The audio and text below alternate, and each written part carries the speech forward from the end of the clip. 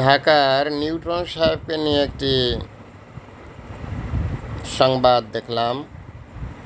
উনি আত্মরক্ষামূলক শিক্ষা দেন, ক্যারাত জানি, কুম্ফু জানি, এই জিনিসগুলো উনি শেখান।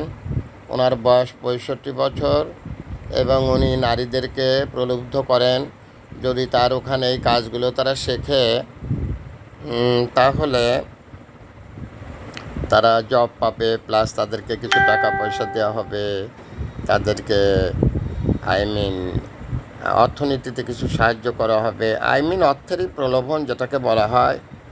আর এর শিকার যেহেতু অর্থের প্রলোভন, এখানে অনেক বড় বড় লোকের মেয়েরা যে আসবে না এটা ঠিক। এখানে নিম্নবিত্ত, মধ্যবিত্ত এই এই সারির মেয়েরাই বেশি আসবে। তো এখন যেটা জানা গেল যে 65 বছর বয়সেও ওনার নারী লিপ্সা যায়নি। আমি আজকে একটা কথা খুব স্পষ্ট করে সারা পৃথিবীর মানুষকে জানাতে চাই, নারী লিপ্সা একজন পুরুষের 100 বছর বয়স পর্যন্তও যায় না। যদি বলেন যে এর জন্য দোষ কার, এর জন্য দোষ আল্লাহর। নারী লিপ্সা বলতে আমরা কি বুঝি? নারী দেখলে ভালো লাগে, ব্যবহার করতে ইচ্ছে করে, এটাই কিন্তু নারী লিপ্সা। তো এই যে ব্যবহার করতে ইচ্ছে করে বলেই কিন্তু আমি ব্যবহার করতে পারবো না। সেখানে ধর্মীয় কিছু অনুশাসন আছে, সেগুলো যদি আমরা মেনে চলি সেক্ষেত্রে কথাটাকে নারী লিপ্সা বলা যায়। নইলে যদি কেউ না মেনে চলে, একজন পুরুষের 100 বছর বয়স পর্যন্ত তার সেক্স করার ক্ষমতা থাকে।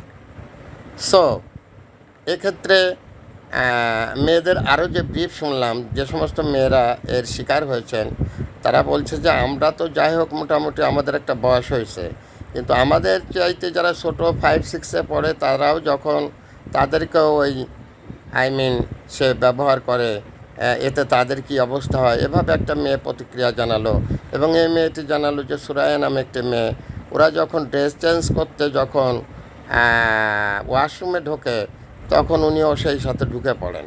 এভাবে বিভিন্ন জিনিস দেখলাম।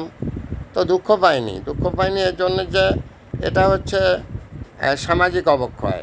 আর সামাজিক অবক্ষয় ঠেকাতে গেলে সেটা মানুষকে ধর্মীয় যে শিক্ষাটা এটা তার ভিতরে ঢোকাতে হবে।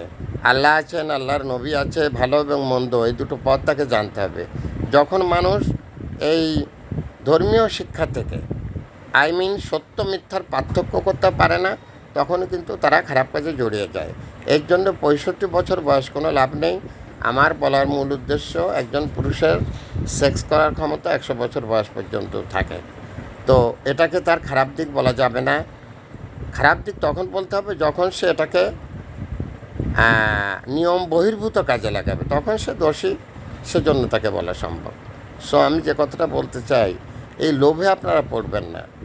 আমি সমস্ত শ্রেণী পেশার মানুষদেরকে শুধু একটা কথাই বলতে চাই, লোভে পড়ে কেউ সর্বনাশ হবেন না, সর্বনাশের শিকার হবেন না। বিদেশ যেতে গিয়ে লোভ, এই লোভের যে সমস্ত ভিডিও প্রতিদিন অসংখ্য ভিডিও দেখি, তার ভিতরে লোভই প্রধান।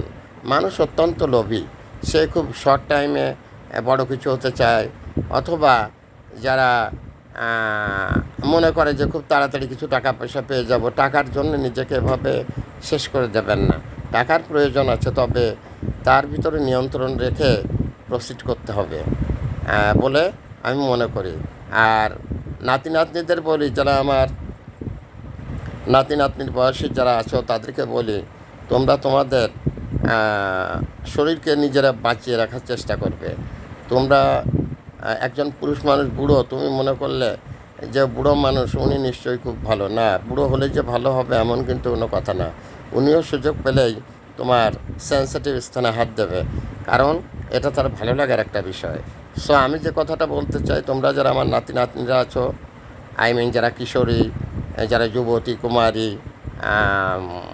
এবং যারা বিবাহিত মেয়েরা যারা আছো, আমি সবাইকে বলতে চাই, আমার নাতিনাতনিদের, তোমরা নিজেদেরকে রক্ষা করে চলো। তোমার পবিত্র আমানত, তোমার সতীত্বকে তুমি আরেকজনের হাতে তুলে দিও না। এটা তোমার সতীত্ব রক্ষা করার দায়িত্ব তোমার। এই দায়িত্ব পৃথিবীর কেউ তোমার কাছ থেকে নেবে না।